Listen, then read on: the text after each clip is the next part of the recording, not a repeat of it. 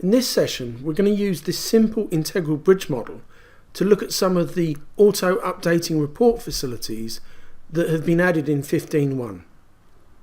I'm going to load my results up, I'm going to switch off the fleshing, and I'm going to rotate the model around to set up a 3D view. Once I'm happy with the view, I'm going to save this view. So Windows, Save View, and I'm going to call this my 3D view. Now, saving this view will save all the visualization settings, including how the layers are set with the view. There's the view saved in the tree view. I'm now going to hit the home button to look down on plan. I'm going to switch off the diagram layers. I'm going to move the model slightly, and then I'm going to save this view as well. So Windows, Save View, and this is going to be my plan view. So this means I have two save views in the tree view here. Now if I drag back on my 3D view, that changes the display. If I drag back the plan view, it changes again. So using the saved views, it's very quick and easy to look at different views. I can change load cases, go back, drag on my plan view, and compare different load cases with the same set views. Okay, I'm going to look at some of the other enhanced facilities. If I go to Utilities, Graph through 2D, now this has always been in the software. I'm going to draw a line from abutment to abutment, but now when I draw the line, I get the choice of which load case I want to consider. In this case, I'm going to look at the active load case. The extent, I'm going to consider the deck, but I could look at the visible model. Next, I'm going to look at a thick shell, and I'm going to look at the moment MX. Next, I've titled this up distance and moment. So when I hit finish, I get a graph along the slice through the model. Now in previous versions of the software, if I close this down, I'd have lost the graph, but now this graph is saved here. So if I double click on it, the graph reappears. But also I can edit the graph. So right hand mouse button, edit. So I've changed my mind. I don't want to use active, I want to use all. So now if I go next, next, next, I get a graph through the slice, but for all the load cases. So we're looking at all the load cases down here. I can also copy the graph. So right hand mouse button, copy. I'm going to paste that graph, and I'm going to rename it to graph 2, because what I want to create is a similar graph along the same line, but looking at a different component. So I'm going to edit it, but this time I'm going to look at the components MY. And again, next, next, and I can see the graph. So this is now looking at the component MY, whereas the original graph was MX. Okay, other enhancements in version 15.1. Print result wizard. I'm going to look at a specified results of displacement. So I'm going to look at all load cases, and I'm going to look at nodal displacement. So when I hit finish, I get a table of my nodal displacements. Now a lot of these numbers are very small, E-9. So if I go to the properties box, I can now add a threshold value. So I'm going to add a threshold value of 1E-5, and what that will do is set the very small numbers so they appear as 0. So there, these are all 0, so it's easier to identify the more meaningful numbers.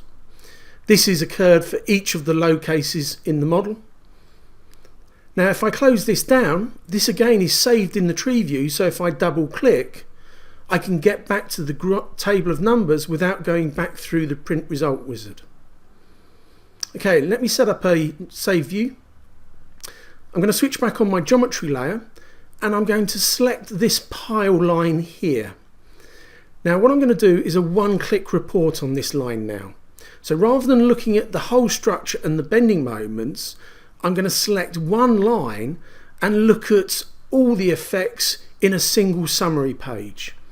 So if I select the line, I'm going to go to the one-click button here, And what this will do is generate a single page that shows me both moments and shears and also a summary of the engineering properties on that line. So if I click one-click reports, there's my one-click report, and you can see the engineering properties, but also the moments and shears on my pile in a page summary. Now this could be printed out, but in this case I'm just going to close it down. I'm now going to select the deck group, which is just the surface there, and I'm going to do a one-click report on this. Now here we get little thumbnail images of the whole surface, but it shows you the maximum and minimum. So again, it's quite useful for identifying the worst effects. Now this could be printed out, but I'm actually going to add it to a new LUSAS report. Now I don't have a report in the model at the moment, so I am creating one. So once I OK this, the one-click report will be added to my LUSAS report. Okay, so there it is. I'm going to close this down, and I'm going to do another one-click report, but this time I'm going to do it on the 4 front piles here at the same time. So I've picked all the 4 lines, click one-click report, so I get a summary of each pile for the active load case, one after the other. And again, I'm going to add this to the LUSAS report, so there it is, and close it down. So let me add some other properties to the report. Now, in version 15 we could obviously add model properties, basic results, but now in 15.1 I can also add the saved views. So I'm going to go to the Save View tab, select the 2 save views that I've created, and I can choose which load cases I want them for. So I'm going to do it for all load cases. I can then choose the extent of the model I'm looking at. So in this case I'm going to look at all. Okay, I'm also going to add in my graphs to the report. So I'm going to go to the Graph tab, choose the 2 graphs. Now notice you don't have a load case selector here because the load case selector is built into the graph properties. Okay, so let's have a view of this report. So here comes the report onto the screen. So if I just page through this, there's my one-click report for the deck, the piles, and then I get the images for each of the load cases. These are my 3D views and these are my plan views. So these are now all being saved. Now this could be saved as a PDF, HTML, Word. I'm just going to close it down. But the real power of the reporting in 15.1 is if you make a change to your model. Now I'm going to move the deck to make it smaller. Now you can see the results have disappeared, so I need to resolve the problem. Now once you'd resolved this, in the past you would think about recreating the report. But in 15.1 all I need to do is go and view the report. So view the report again.